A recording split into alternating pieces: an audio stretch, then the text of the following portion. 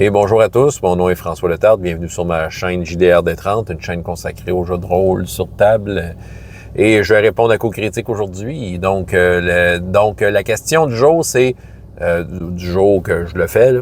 Vous autres, vous le voyez dans le futur. Donc, c'est une séance basée sur un conte classique. J'ai cherché. J'ai un souvenir d'une fois où j'ai vraiment designé un scénario autour d'un conte, d'une genre de légende québécoise. Sinon, la plupart du temps, c'est sûr que les contes, c'est une source d'inspiration incroyable, là, qui peuvent amener vraiment du piquant à tes games en mettant des éléments que tu te sens pas obligé de chiffrer, de mettre en termes de stats. Il y a un phénomène XY tiré d'un conte classique et les joueurs doivent tenter de contourner le problème en utilisant leurs propres sources. Voilà. La séance que j'ai faite, c'était basé sur la chasse-galerie, donc un conte traditionnel québécois, que je vais essayer de vous résumer là, pour ceux qui ne la connaissent pas, mais je pense que vous êtes peut-être mieux d'aller sur Wikipédia, parce que sérieusement, je me sens vraiment poche, parce que j'essayais avant de partir à la vidéo, de me rappeler du conte. Je me rappelais des grosses lignes. On va dire, il y a une gang de bûcherons dans le Nord qui, à Noël, veulent rejoindre leur famille, mais ils sont loin, ils sont pris dans le bois. Ils font un pacte avec le diable pour les amener là-bas.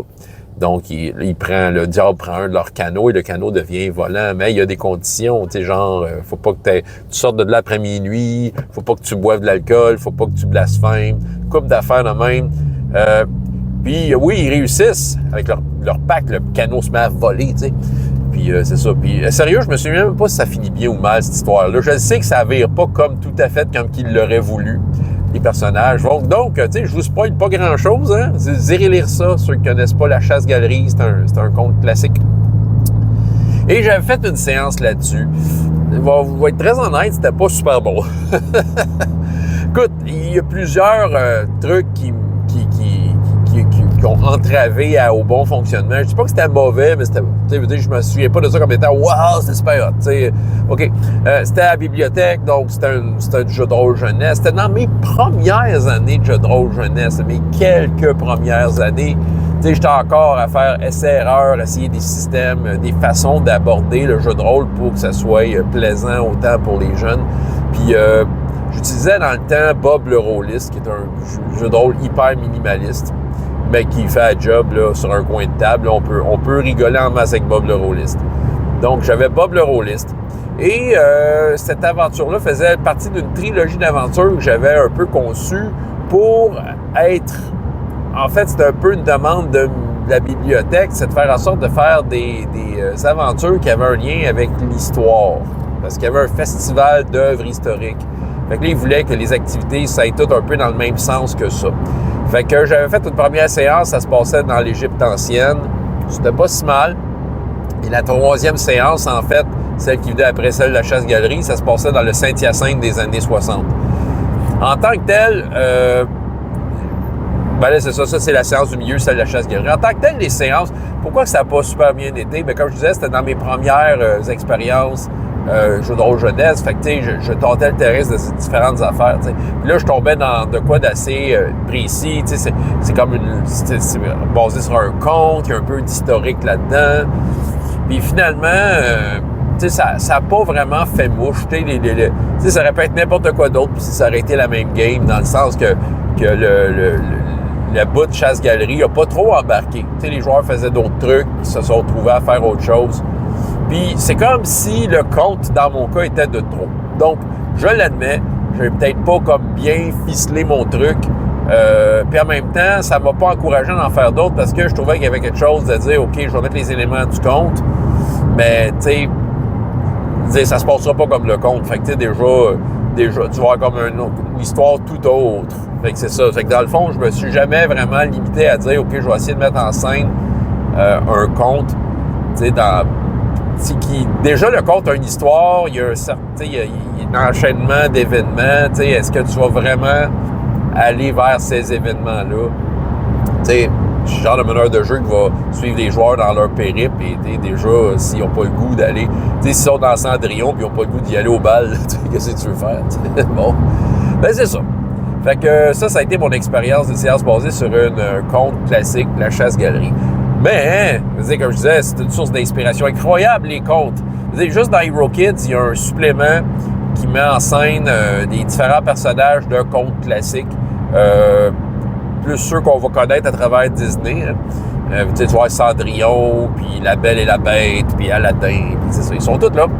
Le supplément est quand même assez intéressant, puis je pense que pour les enfants, c'est super approprié. De pas nécessairement se restreindre à une histoire, mais plutôt à un personnage comme ils se l'imaginent dans ce qu'ils savent du conte, puis après ça, ils en font ce qu'ils veulent.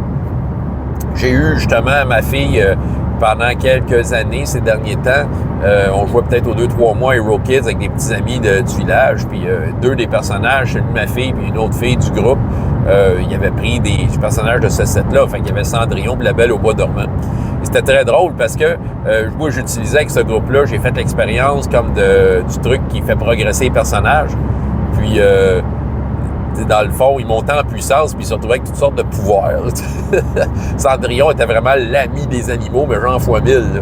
Puis aller au bois dormant faisait de la télékinésie. Fait que dans le fond, elle était super forte en magie en plus. Fait que c'est drôle de voir les personnages. Les petites filles, ils voulaient comme des personnages de ces contes-là, mais ils ont comme modelé un peu selon des choses qui leur tentaient d'avoir au fil de leur progression. C'était bien. J'avais All for One, Régime Diabolique. Je sais pas si on peut appeler ça un conte ou une légende. Conte amérindien, si on veut, là, un conte qui vient des Premières Nations. Puis j'avais utilisé le Wendigo. Mais j'avais été vraiment faire des petites recherches. Bon, Wikipédia, on s'entend, peut-être quelques petites lectures à droite et à gauche, de savoir, c'est quoi ça, le Wendigo, comment il est présenté dans les différentes traditions. Puis, c'est un genre de... de la façon que j'ai compris, c'est quelqu'un qui, pris dans le bois l'hiver pour survivre, va faire du cannibalisme, puis là, il devient comme possédé, démoniaque. Il y a plusieurs versions sur ça. Encore là, ça fait une couple d'années de ça. Je sais que j'avais fait mes petites recherches pour essayer de faire en sorte que le Wendigo soit une créature très effrayante. Je pense que ça a fait son effet dans la game. J'avais bien été content de ma game. En fait, le contexte de la game, c'est qu'en fait, il y a un Wendigo qui s'est comme caché dans un navire qui revenait des colonies, de la Nouvelle-France. Et il ramenait aussi une petite fille d'une des tribus là-bas. L'histoire raconte que ça n'a pas trop bien été, ces affaires-là. Mais bon, elle, en arrivant ici, elle capotait parce qu'elle savait que sur le bateau, il y avait le... Voyons. Sur le bateau, pardon, il y avait le Wendigo, puis elle essayait de s'en sauver, puis elle essayait d'avertir tout le monde, mais elle parlait pas le même langage. C'est ça qui arrive, elle parlait une autre langue. C'est ça, fait que là, c'était ça un peu le défi d'essayer de comprendre, mais qu'est-ce que tu veux? T'as de l'air paniqué, mais tu sais, les mousquetaires qui chassent les créatures ont senti anguille sous roche, ou du moins Wendigo sous quelque part dans Paris, et ça a été une bataille incroyable. La seule affaire qui pouvait tuer le Wendigo, c'était un crucifix qui était fait en argent. Les joueurs ils ont eu de la misère, celle-là. Mais, c'est ça. Fait que voilà. C'est un peu ma petite exploration des contes classiques dans le jeu de rôle. François Letard, JDR des 30, et jusqu'à la prochaine fois, il y a autant de plaisir dans la vie que dans les jeux. Au revoir!